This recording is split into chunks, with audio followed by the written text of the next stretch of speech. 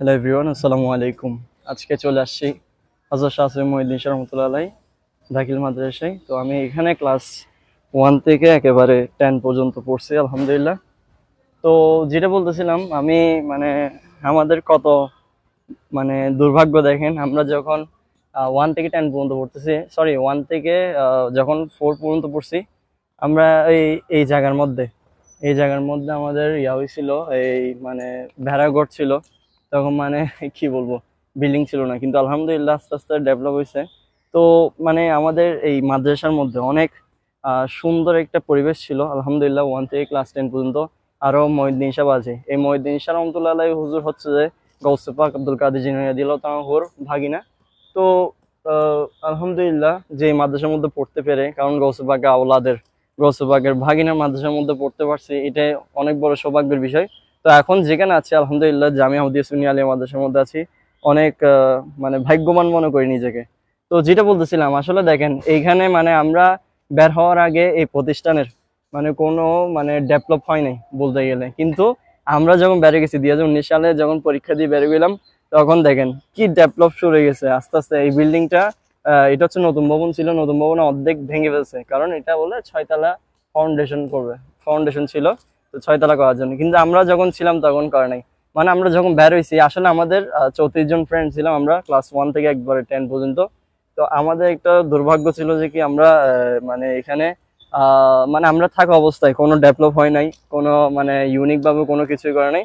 কিন্তু আমরা যখন বের হয়ে গেলাম, তখন ডেভেলপ হচ্ছে, দিন দিন ডেভেলপ হচ্ছে। তো দেখতে পাচ্ছেন এটা হচ্ছে যে প্রতিষ্ঠান, এই জায়গাটা হচ্ছে মাদ্রাসা ছিল এই জায়গাটা, আর এটা হচ্ছে পুকুর। আমরা অনেক আনন্দ করতাম, অনেক উল্লাস করতাম। যারা দেখতেছেন আমার অডিয়েন্সের মধ্যে, যারা আমার ফ্রেন্ড সার্কেল আছে, তারা অবশ্যই দেখতেছেন যে তারা ফিল করতেছে আসলেই যে আগের দিনগুলো, আসলে স্কুল লাইফের কথাগুলো ভোলার মতো না। সো এইটাই আর কি। তো ভালো থাকবেন, সুস্থ থাকবেন।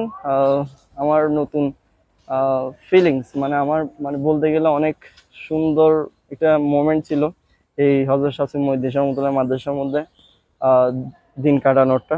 তো মিস করতেছে অনেক।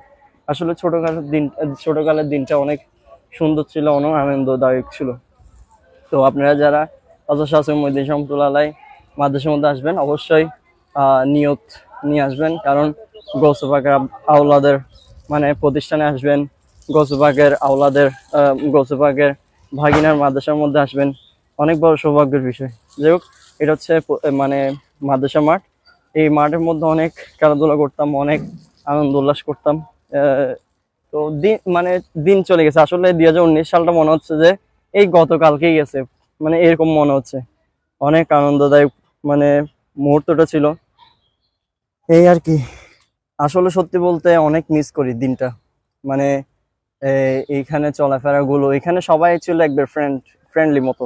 যেমন জামিয়া আহমদিয়া সুন্নিয়া আলিয়া মাদ্রাসার মধ্যে আমার শিক্ষক এবং হুজুরগণ, আবার এদিকে বিজয় সরণি কলেজের মধ্যে স্যার ম্যাডামরা যেরকম ফ্রেন্ডলি, এই প্রতিষ্ঠানও এখনো গেলে আমার মনে রাখছে। কিন্তু অনেক প্রতিষ্ঠানে দেখবেন 1 বছর যদি চলে গেলে, 1 বছর যদি না দেখে তাহলে ভুলে যায়। কিন্তু আমরা এখানে অনেক বছর যাবত আসে না ছেলেরা, কিন্তু তারপরেও হঠাৎ করে আসলে তখন চিনে ফেলে, এইরকম ফ্রেন্ডলি ছিল হুজুররা। তো আমার পিছনে আছে হযরত শাহ আসিফ মহিউদ্দিন শাহ রহমাতুল্লাহ আলাইহি মাজার, এটা হচ্ছে মাজারের গম্বুজ। তো আপনারা যারা আসবেন অবশ্যই নিয়ত সহকারে আসবেন, এটা আর কি। তো ভালো থাকবেন, সুস্থ থাকবেন। আজকের জন্য বিদায় নিচ্ছি, একটা মনের আকাঙ্ক্ষা নিয়ে ভিডিওটা করা আর কি। সো আল্লাহ হাফেজ, আসসালামু আলাইকুম।